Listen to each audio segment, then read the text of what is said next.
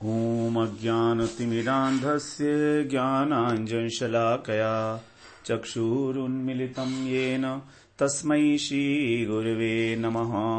वन्देऽहं श्रीगुरो श्रीयुत्पदकमलं श्रीगुरून् वैष्णवांश्च श्रीरूपं सागरजातं सहगण रघुनाथान्वितं तं सजीवं साद्वैतं सावधूतं परिजनसहितं कृष्ण चैतन्यदेवं श्रीराधा कृष्णपादान् सहगण ललिता श्रीविशाखान्वितांश्च तमाधिदेवं करुणानिधानं तमालवर्णं सुहितावतारम् अपार संसार समुद्र सेतुं भजामहे भागवत स्वरूपम्।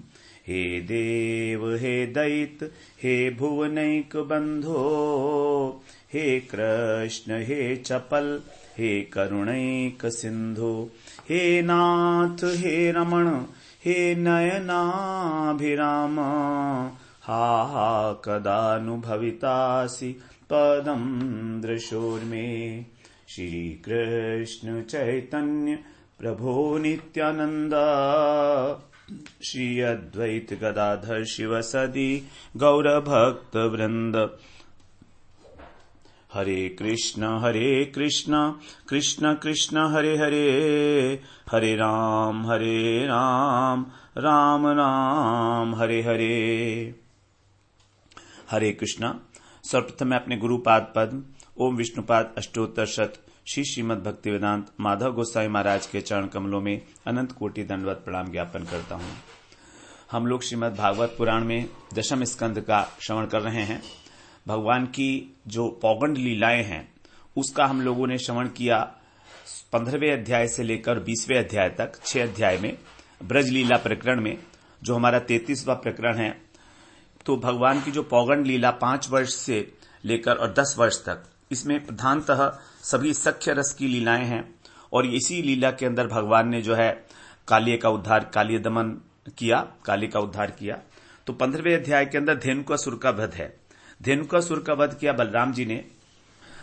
सुखदेव जी बताते हैं कि जब कृष्ण बलराम 6 वर्ष के हो गए तब इनको गाय चराने की कृति मिल गई और भगवान जो है अपने मित्रों के साथ, सखाओं के साथ वन में जाने लगे गौचारण करने के लिए।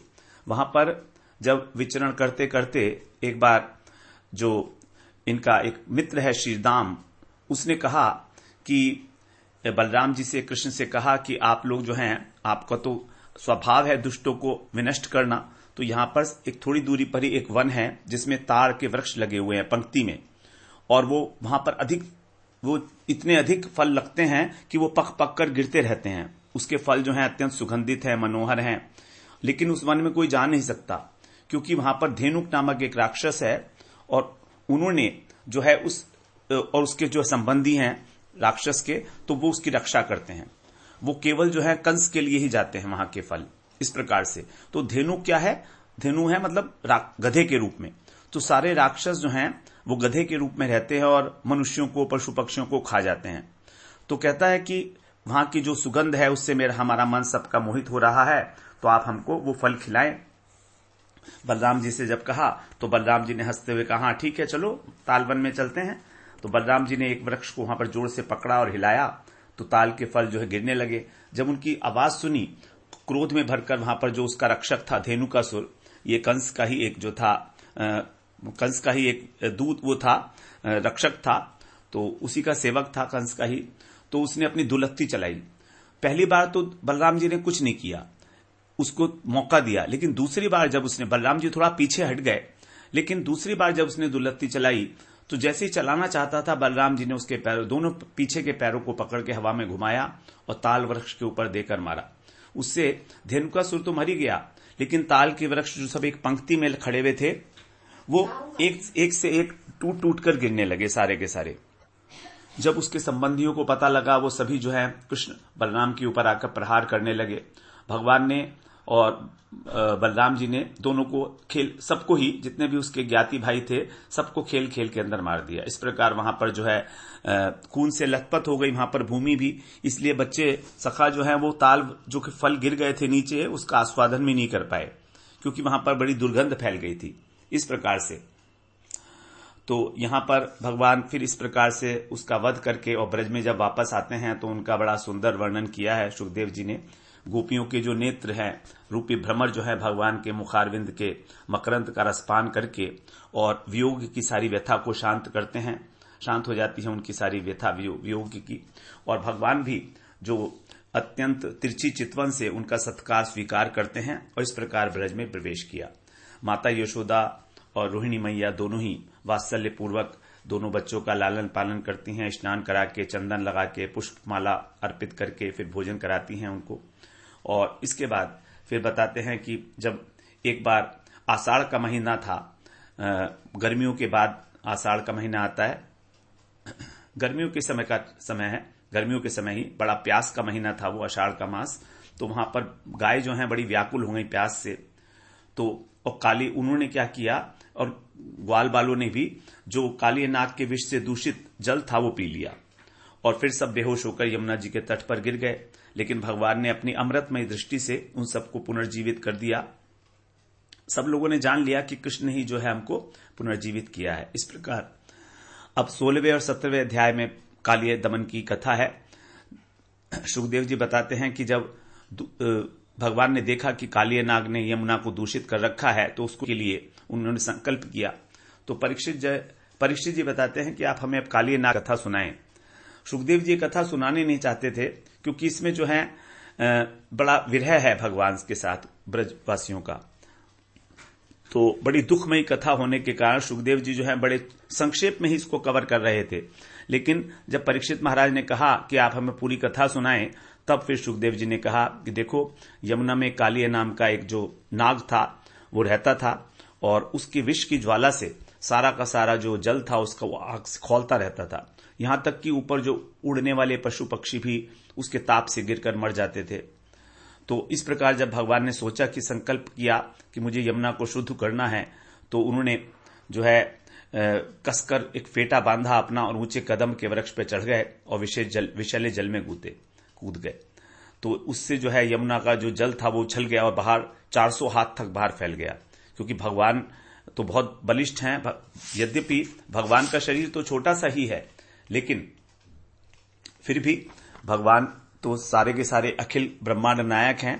तो इस प्रकार से यहां पर बताया। और वो काली देह में कूदकर बलवान गजराज की समय तरह जल को उछालने लगे, जल क्रीड़ा करने लगे। जब इस प्रकार का शब्द हुआ तो कालिय को बड़ा क्रोध आया। उसने सोचा ये तो मेरे निवास स्थान का तिरस्कार करने वाला कोई आ गया है। उसने बर्दाश्त नहीं किया, भगवान के समक्ष आया। देखा भगवान तो अत्यंत सुकुमार हैं और बिल्कुल कोई भय नहीं है और जल क्रीड़ा कर रहे हैं।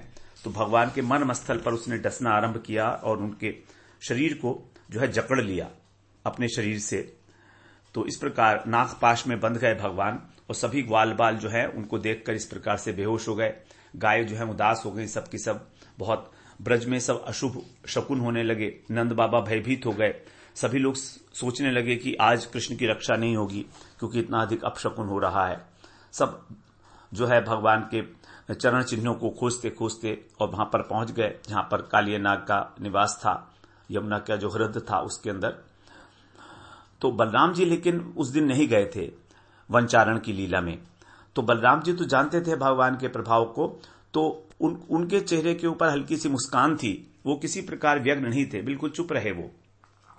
इस प्रकार जब सब ब्रजवासी यमुना के तट पर आए, देखा कि भगवान तो कृष्ण जो है कालिय नाग के पाश में बंधे हुए निश्चेष्ट पड़े हैं और गाय जो है रो रही हैं, ग्वाल बाल बेहोश पड़े हैं। तो ये देखकर सारे ब्रजवासी भी बेहोश हो गए। वहां पर गोपियां भी बेहोश हो गई। माता यशोदा तो कूदने जा रही थी काली हद में, लेकिन फिर गोपियों ने पकड़ा। बलराम जी ने नंद बाबा को रोका कि आप नहीं कूदिए, जो है कृष्ण सब कुछ ठीक करेंगे। जब कृष्ण ने देखा कि मेरे ब्रजवासियों की दशा बड़ी खराब हो रही है, तो तुरंत उन्होंने अपना शरीर जो है बढ़ाना शुरू किया। उससे नाग का जो शरीर था वो टूटने लगा सब, और भगवान उससे निकलकर एकदम और ऊपर उसके ऊपर चढ़ गए। तो भगवान ऊपर चढ़कर फिर जो है भगवान का मन हुआ कि अब नृत्य किया जाए इसके ऊपर। तो भगवान ने उसके 1000 उसके फन थे, उनमें से 100 फन प्रधान थे। तो जो भी फन वो ऊपर उठाता था क्रोध में भगवान को डसने के लिए, भगवान उसी को अपने पैर से कुचल देते थे। इस प्रकार भगवान ने वहां पर नृत्य किया। देवता, किन्नर इत्यादि देवांगनाएं वो सब ढोल, मृदंग, नगाड़े इत्यादि बजाने लगे वहां पर, और वहां पर पुष्पों की वर्षा करने लगे। इस प्रकार जो नाग की शक्ति जो है क्षीण होने लगी धीरे धीरे, उसकी नाक, कान, मुंह से खून उगलने लगा, और इस प्रकार से भगवान जो है वहां पर सारे सिरों को उसके कुचल दिया, अंग प्रत्यंग उसके छिन्न भिन्न हो गए। तब उसने भगवान की शरण ली, समझ गया कि अब नारायण ही मेरी रक्षा कर सकते हैं। तभी जो है नाग पत्नियां, जैसे ही कालिया नाग ने भगवान की शरण ली, तभी नाग पत्नियां जो हैं वो भगवान के सामने आई अपने बच्चों को आगे करके, और भगवान की बड़ी सुंदर स्तुति की, उनको नमन किया। पहले तो उन्होंने जो है अनुमोदन किया भगवान ने जो दंड दे रहे थे कालिया नाग को, कि आपने जो कहा वो ठीक ही कहा, दुष्ट को दंड देना ही चाहिए, यह अपराधी है आपका। इस प्रकार से फिर बाद में कहा कि इसका बड़ा सौभाग्य है कि आपके चरणों की धूल इसके सिर पर पड़ी है, और ये धूल जो है ये इस तरह की चरण रिज तो लक्ष्मी जी को भी प्राप्त नहीं हुई। ब्रह्मा शिव की बात तो छोड़ो, लक्ष्मी जी को भी प्राप्त नहीं हुई है अभी तक वो जो आपकी चरण रज है। और आपसे अब प्रार्थना है कि आप जो है इसकी रक्षा करो, इसको छोड़ दो, और क्योंकि अब ये होश में, अब ये जो है आपके शरणागत हो गया है, और अब हम इसकी सेवा करेंगी तो हम सब मिलकर भजन करेंगे, क्योंकि नाग पत्नियां जो थी वो भगवान की भक्त थीं। इस प्रकार से तो जब नाग होश में आया तब इस प्रकार से भगवान ने फिर उससे कहा ठीक है। फिर भगवान उसके सिर से नीचे उतर गए, और कालिया नाग ने अपनी पत्नियों के सहित भगवान का बड़ा सुंदर पूजन किया। कालिया नाग ने ये कहा भी भगवान से कि ये तो मेरा स्वभाव है, जो अब मेरा सर्पों का स्वभाव ही होता है क्रोध करना, तो मैंने जो कुछ भी किया वो अपने स्वभाव के वशीभूत होकर किया, और ये स्वभाव तो आपका बनाया हुआ है, तो मैं भी इसमें बहुत अधिक दोषी नहीं हूं। इस प्रकार से जब कहा, कृष्ण ने कुछ उसको उत्तर नहीं दिया, केवल इतना कहा कि बस तुम अपने परिवार के साथ रमणक द्वीप चले जाओ, और तुम यहां पर जो छिपे हो गरुड़ के भय से, क्योंकि गरुड़ के भय से ही वहां पर कालिया नाग जो है छिपे हुए थे, तो तुम अब गरुड़ तुमको कुछ नहीं कहेगा जब वो मेरे चरण चिन्ह तुम्हारे मस्तक पर देखेगा। इस प्रकार से फिर ये भी बताया कि जो इस आख्यान का स्मरण करेगा वो सर्प के भय से मुक्त हो जाएगा। इस प्रकार जो है कालिया नाग चल अपने रमणक द्वीप में अपने परिवार के साथ चला गया। फिर यहां पर आगे 17वें अध्याय में जो कथा बता रहे हैं कालिया नाग किस प्रकार यहां पर आया कालिया हद में। परीक्षित महाराज ने पूछा कि गरुड़ का कौन सा अपराध किया था कालिया नाग ने, जिसके कारण उसे अपने निवास स्थान रमणक द्वीप को छोड़ना पड़ा कालियदेह में। तब शुकदेव जी ने बताया कि पुराने समय में एक बार सर्प, जब इनका आपस में शत्रुता थी गरुड़ की और सर्पों की, तो गरुड़ जो है वो सभी सर्पों को अपना आहार बनाना चाहते थे। तो इस प्रकार से बड़ा सर्प लोगों ने कहा कि भाई ऐसे तो गरुड़ जी सारे सर्प वंश का ही संहार हो जाएगा, तो हम ऐसा करते हैं आपके साथ समझौता कर लेते हैं, एक सर्प और अन्य खाद्य सामग्री प्रतिदिन आपके लिए इस वट वृक्ष के नीचे रखी जाएगी। इस प्रकार से मान गए गरुड़ जी।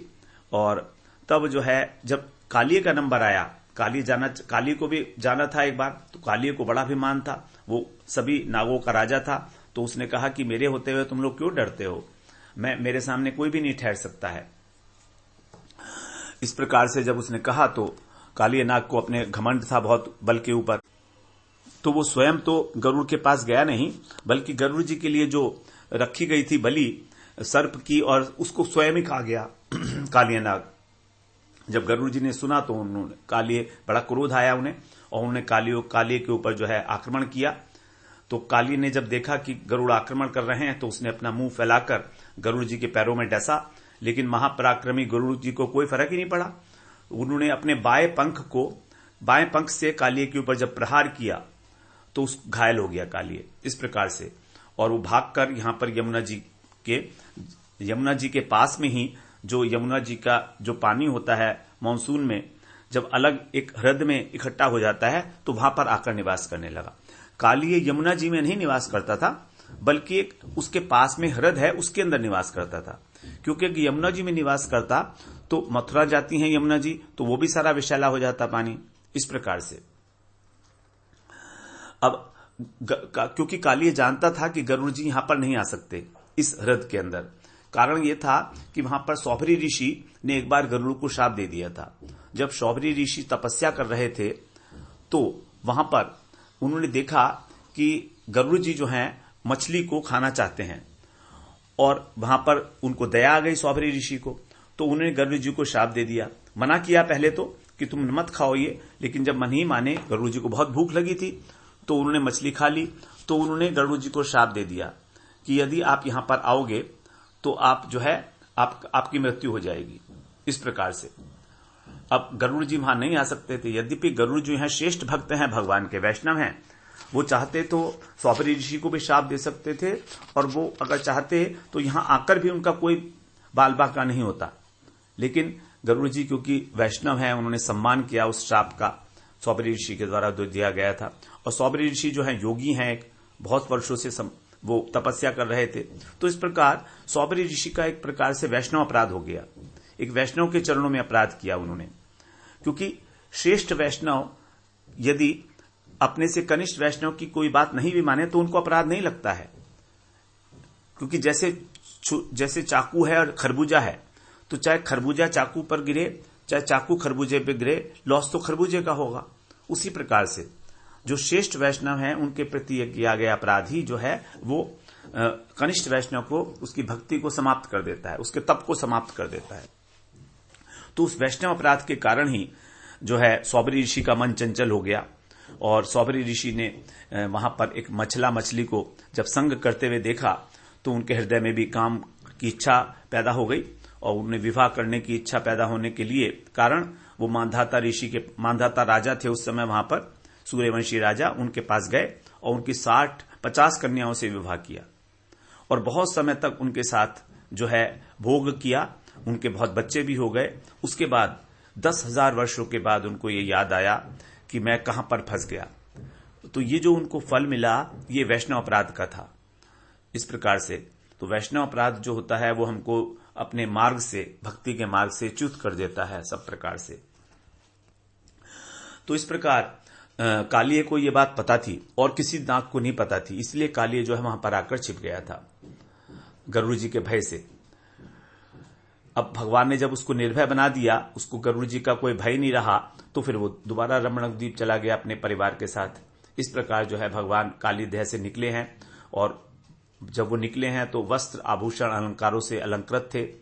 सब उनको देखा, स्वस्थ थे बिल्कुल सब प्रकार से। बलराम जी ने भगवान को गले लगाया, हंसने लगे, और नंद बाबा ने फिर अपने कुल गुरु ब्राह्मणों इत्यादि को दान इत्यादि दिया सब कुछ। तो ब्रजवासी जी बताते हैं कि उस दिन सभी ब्रजवासी बड़े थक गए थे, भूखे भी थे, तो उस दिन सभी लोग यमुना जी के तट पर ही सो गए वहां पर। और आधी रात के समय जब सोए थे सब लोग तो जंगल में आग लग गई। तो ये जो आग लगी थी इसके लिए बताते हैं कि कोई कालिये का ही कोई सहचर होगा, तो उसने क्रोध में आकर इस प्रकार कोई आग लगा दी होगी, ऐसा कहा जाता है। भागवत में इस प्रकार का कोई उल्लेख नहीं है। तो वो आग से घिर गए। अब आग जब बढ़ने लगी तब सब लोग जागकर जो है कृष्ण को पुकारने लगे, कृष्ण कृष्ण महाभाग, हे कृष्ण हमारी रक्षा करो। इस प्रकार तुम दोनों का बल जो है अनंत है, पराक्रम अनंत है, और ये अग्नि हमको अब जलाना चाहती है, हम तुम्हारे शरणागत हैं। भगवान ने जब उनको इस प्रकार से देखा तो अत्यंत करुणा से द्रवित होकर उनसे सबसे कहा कि तुम अपनी आंखें जो है बंद कर लो। तो सबने जब आंखें अपनी बंद कर ली तो भगवान ने उस अग्नि को पी लिया, क्योंकि भगवान के लिए कोई भी विशेष बात नहीं है अग्निपान करना, क्योंकि भगवान की तो प्रकृति का ही विकार है अग्नि, पंच महाभूत में आता है। तो इसलिए भगवान तो अखिल लोक चूड़ामणि है, अखिल ब्रह्मांड नायक हैं, उनके लिए इस प्रकार कोई विशेष बात नहीं है। एक चुल्लू के अंदर जब अगस्त जी ने पूरा समुद्र पी लिया था तो भगवान के लिए अग्निपान करना कोई बहुत बड़े आश्चर्य का विषय नहीं है। इस प्रकार वहां पर जो है कृष्ण और बलराम सभी वहां पर, कृष्ण बलराम जी के साथ सभी गोप जो हैं वो ब्रज में प्रवेश किए। और उस समय वहां पर बता रहे हैं कि ग्रीष्म ऋतु थी, लेकिन उस ग्रीष्म ऋतु में भी वृंदावन की जो शोभा थी वो बसंत के समान थी, क्योंकि वृंदावन में हमेशा सब ऋतुएं वर्तमान होती हैं। यद्यपि हर एक ऋतु का अपना अपना एक क्रम रहता है, तो प्रत्येक ऋतु भगवान की सेवा करती है और फिर भगवान से विदा ले लेती है। तो इस प्रकार से बताया है कि यमुना जी के जल है, उसकी तरंगों से शीतल हवाएं चलती हैं, चारों ओर हरियाली रहती है, वन पुष्पों से भरा रहता है, पक्षी कलरव करते रहते हैं, मृग विहार करते हैं, मयूर नाचते हैं। तो ऐसा सुंदर वातावरण देखा भगवान ने, तब उन्होंने फिर वन में विहार करने की इच्छा की और गोपों के साथ फिर उन्होंने वन में गाय को चराने के लिए चल पड़े। किसी एक दिन एक बार की घटना है। अब बता रहे हैं अनेक प्रकार के भगवान वहां पर जो है लीलाएं करते थे। कोई गोप नृत्य करता, कोई कुश्ती लड़ता था आपस में,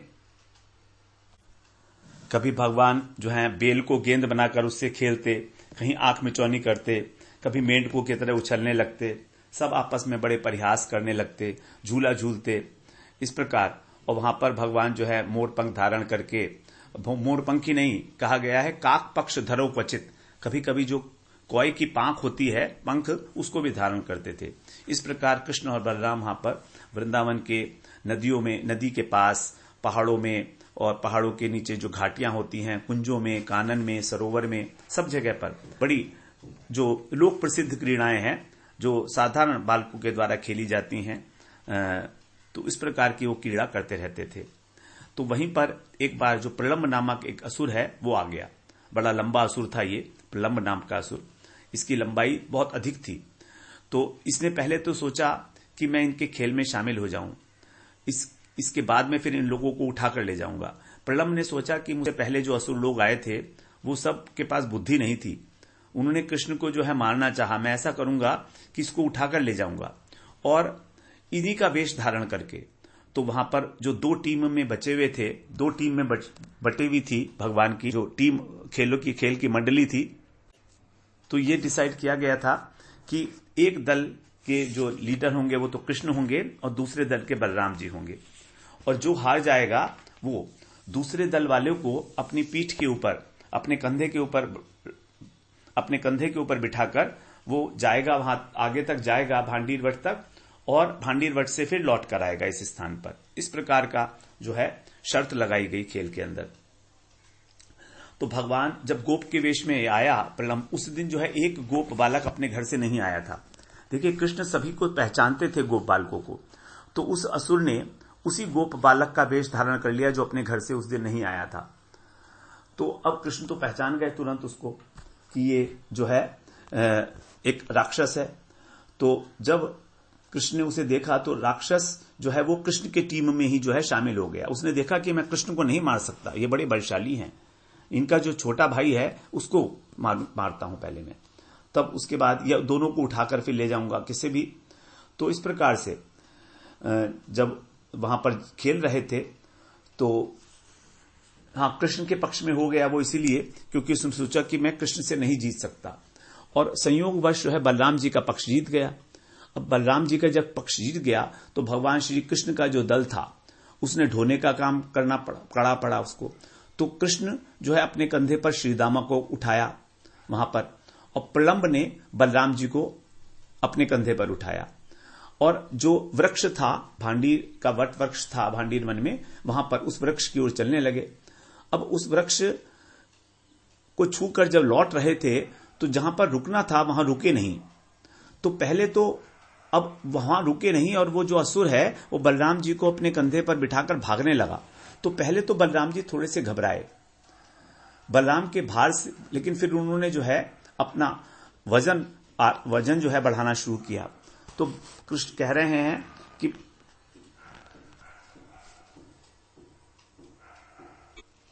जब प्रलंबासुर भाग रहा था तब ऐसा लग रहा था जैसे कोई काला काला बादल और चंद्रमा और बिजली के साथ भाग रहा हो, क्योंकि उन्होंने बलराम जी ने अपना वजन इतना अधिक बढ़ा लिया कि वो प्रलंबासुर अपने गोप वेश को त्याग कर राक्षस वेश में ही आ गया, क्योंकि वो व्याकुल हो गया। उनके वजन को सहने में असमर्थ होने के कारण उसने जो अपनी माया से गोप वेश धारण कर रखा था वो नष्ट हो गया और वो अपने ओरिजिनल फॉर्म में आ गया।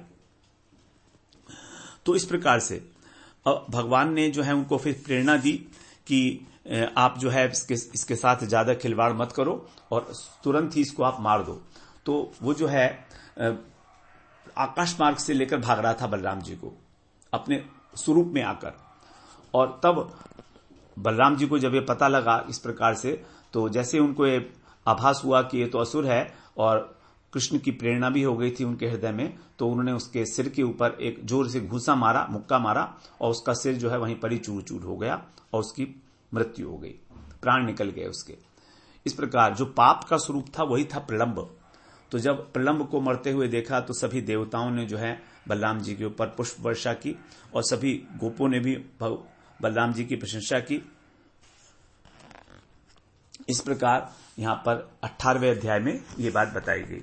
अब 19वें अध्याय में भगवान जो है दावानल से गोपों की और गायों की रक्षा करेंगे। सुखदेव जी महाराज कहते हैं कि एक बार जब भगवान कृष्ण और बलराम जी गोपों के साथ खेल में लगे हुए थे तो जितनी भी गाय थीं वो सब की सब हरी हरी घास चरने के लोभ में एक भयंकर वन में घुस गईं, जो बड़ा दुर्गम वन था वहां पर, और वहां जाकर वो गर्मी से व्याकुल हो गईं।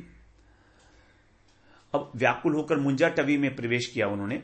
तो जब सभी गोपों का ध्यान अपने पशुओं पर गया तो उनको अपने खेल के ऊपर बड़ा पछतावा होने लगा कि देखो तो हमारे पशु जो है वो कितने दूर चले गए हैं, अब क्या होगा हमारा, अब क्या होगा। बड़े व्याकुल हो गए। तो उनको खोजने के लिए ग्वाल भाल भी उनके पीछे पीछे गए और देखा कि सभी की सभी गाय जो हैं वो मुंजा टवी के अंदर चली गई हैं और वहां पर रंभा रही हैं अनेक प्रकार से। तो इस प्रकार से सब लोग को अपनी गाय जो है प्राप्त हो गई और बड़े खुश हुए सब लोग कि ठीक है हमको गाय मिल गई। लेकिन लौटते समय तक गोप बालक इतने अधिक थक गए थे कि उनको भी प्यास लगने लगी। अब भगवान जो है अपनी गायों का नाम ले लेकर पुकारते तो गाय जो है हुंकार भरने लगी और उसी समय उस वन के अंदर अचानक दावाग्नि लग गई, दावानल लग गया। दावानल होता है जो वृक्षों की रगड़ से जो है उत्पन्न हो जाता है वन के अंदर अपने आप ही। तो वहां पर जब ग्वालों ने देखा और गायों ने भी देखा कि अब भयंकर दावानल में घिर गए हैं, प्राण संकट में हैं, तो कृष्ण को पुकारने लगे, कृष्ण कृष्ण महावीर हे रामामित विक्रम दावाग्निना दह्यमानान प्रपन्नास्त्रु मरहत। हे कृष्ण, हे महावीर कृष्ण, हे महाबलशाली बलराम जी, हम लोग आपके शरणागत हैं, आप दावाग्नि से जले जा रहे हैं, आप हमारी रक्षा करें, आप हमारे भाई हैं, बंधु हैं, सब कुछ हैं, तो हमें इस कष्ट से बचाएं। इस प्रकार जब भगवान ने अपने सखाओं की ये दीनतापूर्ण वाणी को सुना तब भगवान बोले कि आप लोग डरो मत और आप लोग अपनी आंखें बंद करो। इसी सुन के फिर सभी ने अपनी आंखें बंद। उस समय भगवान ने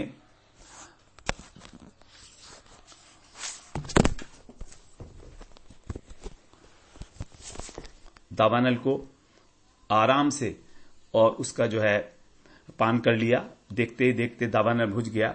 थोड़ी देर बाद जैसे ही गोप बालकों ने देखा, आंखें खोलने के लिए आंखें खोल के देखा तो वहां पर कुछ भी नहीं थी और सभी के सभी ग्वाल बाल और गाय भी भांडीर वट के निकट पहुंच चुके थे। इस प्रकार से तो फिर सायंकाल में भगवान अपने गायों के साथ और ग्वाल बालों के साथ वंशी बजाते हुए ब्रज में प्रवेश किया और उन्हें देखकर सभी ब्रजवासी जो है सुख और शांति का अनुभव किया।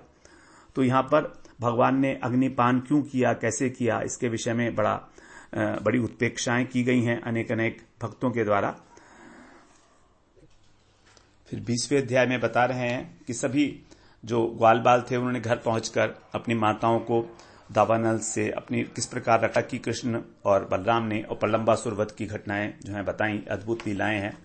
और ऐसा सुन के भी जो है उन्होंने ये निर्धारित किया कि ये कृष्ण और बलराम दोनों ही दो देवताओं के रूप में ब्रज में अवतीर्ण हुए हैं। लेकिन इस प्रकार सोचने पर भी उनका जो प्रेम संबंध था भगवान के साथ वो कभी कम नहीं हुआ, उनका माधुर्य कम नहीं हुआ बल्कि माधुर्य बढ़ गया। क्योंकि वो अब ये सोच रहे हैं कि देखो तो ये दोनों के दोनों बच्चे भगवान नारायण की कृपा से कितने बलशाली हैं, देवता के समान हैं। तो उनका जो प्रेम संबंध है, माधुर्य भाव है, कृष्ण के प्रति जो वात्सल्य भाव है वो और अधिक दृढ़ हो गया। क्योंकि ब्रजवासियों का जो प्रेम है कृष्ण के प्रति कभी भी कम नहीं होता, चाहे भले ही भगवान कितना ही ऐश्वर्य क्यों ना दिखा ले वहां पर। तो इस प्रकार जो है भगवान की अद्भुत लीलाएं यहां तक श्रवण की गई हमारे द्वारा पौगंड की अवस्था में।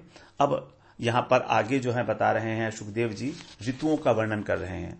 ग्रीष्म ऋतु के बाद आती है वर्षा ऋतु और फिर आती है शरद ऋतु।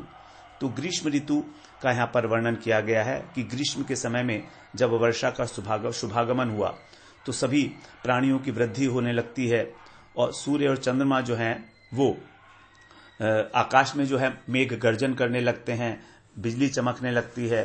इस प्रकार से तो यहाँ पर जो वर्षा ऋतु के अंदर बता रहे हैं कि बादलों के कारण जो है सूर्य, चंद्रमा, तारे इत्यादि ढके रहते हैं। जिस प्रकार की जो जीवात्मा है भगवान का अंश है, लेकिन प्रकृति के जो 3 गुण हैं सत्व, रज और तम, इसके द्वारा आच्छन्न हो रहती है। प्रकृति के 3 गुण हैं, उसी के कारण जो है जीवात्मा अपने स्वरूप को नहीं पहचान पाता। यद्यपि वो भगवान का अंश है लेकिन तो भी अत्यंत अशांत रहता है, विस्मृत होकर कि वो भगवान का अंश है। जैसे वर्षा ऋतु में बादलों के कारण सूर्य ढका रहता है और रात के समय भी चंद्रमा और तारे भी प्रकाश नहीं दे पाते इसलिए, और जुगनू चमकते फिरते हैं। जैसे जुगनू चमकते हैं उसी प्रकार से कलयुग के अंदर जो है अनेक प्रकार की पाप की प्रबलता होने के कारण जो वेदों के द्वारा जो अनुमोदित संप्रदाय हैं, धर्म हैं, वो लुप्त प्राय हो जाते हैं, उनके सिद्धांतों का लोप सा हो जाता है। लेकिन ये जो वेद पुराण विरुद्ध संप्रदाय हैं ये समस्त जुगनू की तरह से चमकने लगते हैं। तो वेद विरुद्ध उपासनाएं जो हैं वो जनसाधारण को कलयुग के अंदर मुग्ध कर देती हैं, जिस प्रकार उसी प्रकार से तो यहां पर जुगनू की जो चमक है उसमें सूर्य, चंद्रमा, नक्षत्र के समान जो ज्योति तो है नहीं, बनावटी, तो बनावटी चमक से जो मूर्ख लोग हैं वही आकर्षित होते हैं। इस प्रकार से और जैसे किसान लोग वर्षा में प्रसन्न होते हैं क्योंकि उनकी खेती इत्यादि की वृद्धि होती है, लेकिन जो उनसे ईर्ष्या करते हैं वो किसानों की समृद्धि को नहीं देख पाते, तो वे अपने को धनवान देखना चाहते हैं मगर किसी और के पास भी धन आए ये नहीं देखना चाहते, ना सुनना चाहते हैं। तो वो ये वास्तव में ये नहीं जानते हैं कि धन, संपत्ति, मान, अपमान, यश, अपयश ये प्रारब्ध के अनुसार मिलते हैं। आज जिनके पास संपत्ति है हो सकता है कल कुछ भी ना रहे, हो सकता है ऐसा भी संभव है। तो इसलिए मनुष्य को ये ईर्ष्या इत्यादि जो है वो नहीं करनी चाहिए। अनेक प्रकार के उपदेश दिए हैं यहाँ पर ऋतुओं के माध्यम से। वर्षा के जल से जैसे सभी वृक्ष, जलचर, थलचर प्राणी सुंदर हो जाते हैं, पुष्टि को प्राप्त करते हैं, उसी प्रकार भगवान की सेवा से सभी मनुष्य सब प्रकार की सुंदरता, सुख, समृद्धि से युक्त हो जाते हैं। जैसे वर्षा के जल में उफनती हुई नदियां शांत सागर को भी क्षुब्ध कर देती हैं, उसी प्रकार जो योगी लोग हैं और भगवान का भजन कर रहे हैं उनके अंदर भी देखा जाता है कि विषय भोग की जो वासनाएं हैं वो उनके हृदय को क्षुभित कर देते हैं। तो इसलिए हर प्रकार की साधना में चाहे कैसी भी हो हमको विषय वासनाओं का त्याग करना ही चाहिए।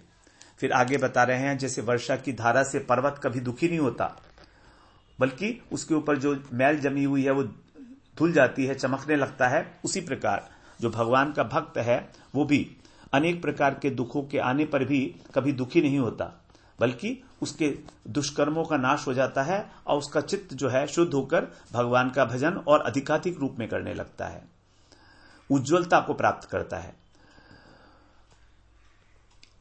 जिस प्रकार से चांदनी में ही मेघ जो है हम देखते हैं चांद की रोशनी में ही, बिना चांद के मेघ देख नहीं सकते, लेकिन वो ही मेघ चांद को जो है ढक लेते हैं। उसी प्रकार से बता रहे हैं कि भगवान जो है उनको कौन ढकता है? जो अविद्यावृत्ति है, प्रकृति की अविद्यावृत्ति, वो जो है उसके कारण हम भगवान को नहीं देख पाते, स्वरूप को नहीं देख पाते। और जिस प्रकार से मेघ के आगमन होने पर मोर जो है नाचने लगते हैं, उसी प्रकार वैष्णव के घर में जब भागवत पधारते हैं, जब भक्त लोग आते हैं तो वो भी आनंद से जो है नाचने लगते हैं। तो यहां पर जो है वर्षा ऋतु के विषय में बताया। अब इसके बाद बता रहे हैं कि कुछ समय में ही शरद ऋतु आ गई। आकाश में बादल अब नहीं रहे, जल निर्मल हो गया, वायु धीमी गति से बहने लगी। तो यहां पर शरद ऋतु के अंदर 4 चीजें बताई। आकाश के मेघ, ये तो हो गया ब्रह्मचर्य। जल लोगों का इकट्ठा होना, ये हो गया ब्रह्मचर्य के बाद गृहस्थ धर्म। और पृथ्वी के कीचड़ को यहां पर उपमा दी गई वानप्रस्थ से।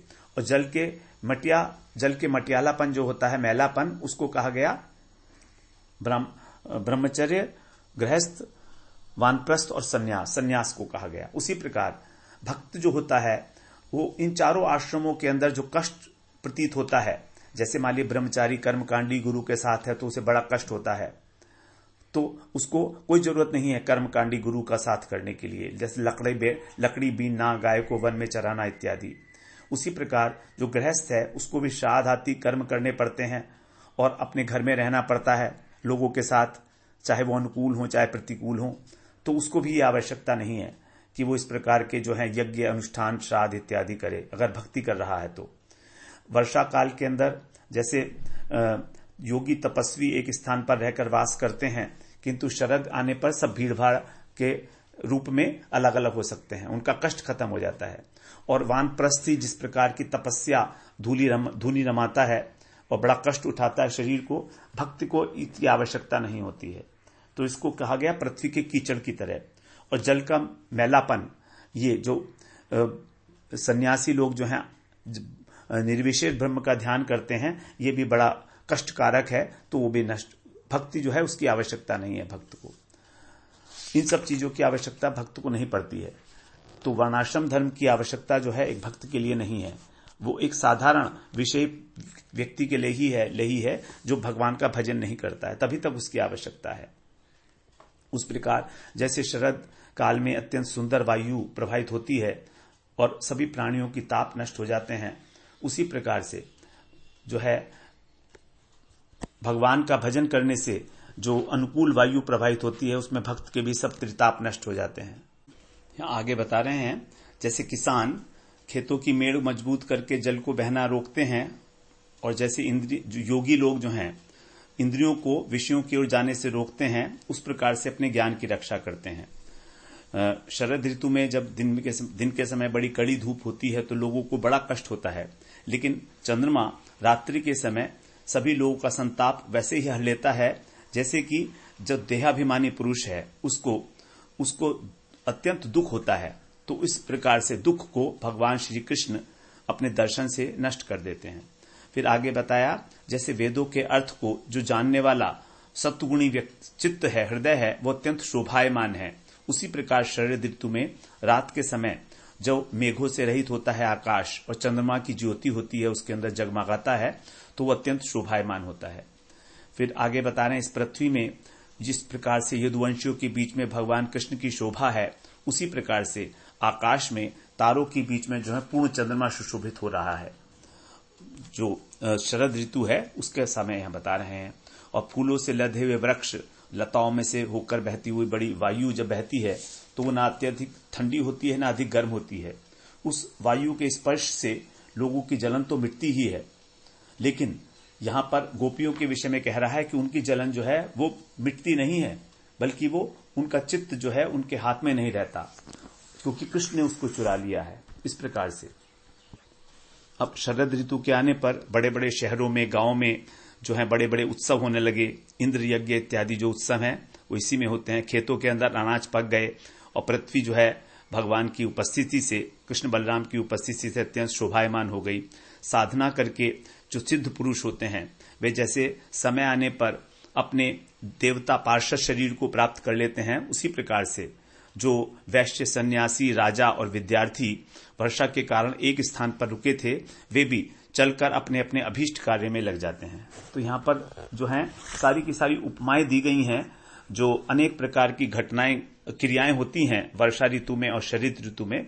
तो यहाँ पर बताया कि वर्षा के अंत में, शरद के आते आते ही सभी लोग अपने घरों में से बाहर निकलकर अपने कार्यों के ऊपर लग जाते हैं।